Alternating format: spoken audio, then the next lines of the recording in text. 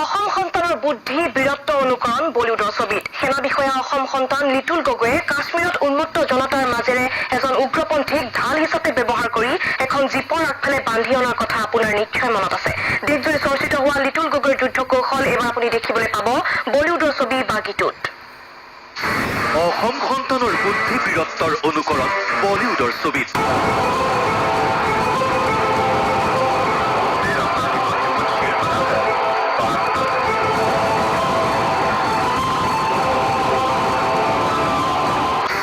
বাগীটোত major little গগৈৰ যুদ্ধ কৌশল।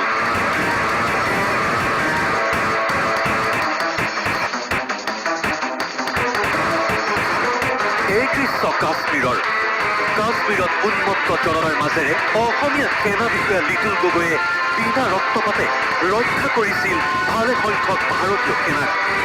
ৰক্ষা কৱচ হিচাপে এজন উগ্ৰবাদীক ঢাল হিচাপে ব্যৱহাৰ কৰি সেনাৰ জীপৰ আগফালে বান্ধি সেনা চাউনীলৈ লৈ গৈছিল ভাৰতীয় সেনাৰ মেজৰ লিটুল গগৈয়ে।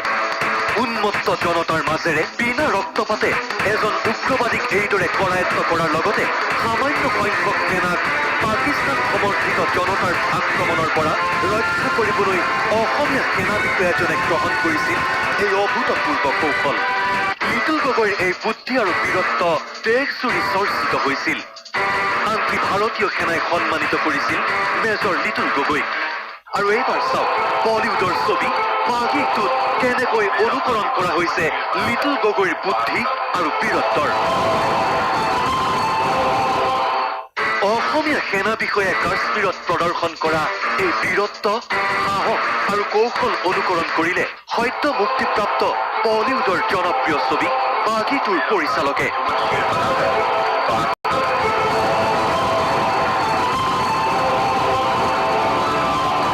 যাক লৈ এতিয়া গৌৰৱান্বিত অসমবাসী।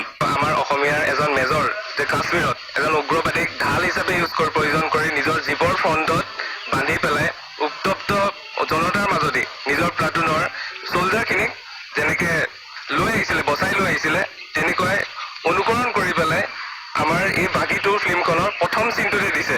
সেইবাবে মোৰ খুবেই ভাল লাগিলে।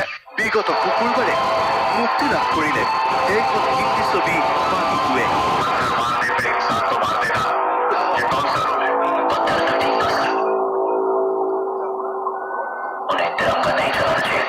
বিখ্যাত পৰিচালক আহমেদ খানৰ পৰিচালনা টাইগাৰ শ্ৰফ আৰু দিশা পাটানী অভিনীত বলিউডত খলকনি তোলা ছবিখনত অসমীয়া সেনা বিষয়াৰ সাহস, বীৰত্বৰ বাস্তৱ কাহিনী অনুকৰণ কৰা ঘটনা অসমবাসীৰ বাবে নিশ্চয়কৈ গৌৰৱৰ কথা। কেমেৰা পাৰ্চন শান্তনুৰ সৈতে বিশ্বনাথ চাৰিআলিৰ পৰা হেমন্ত শইকীয়া, নিউজ লাইভ।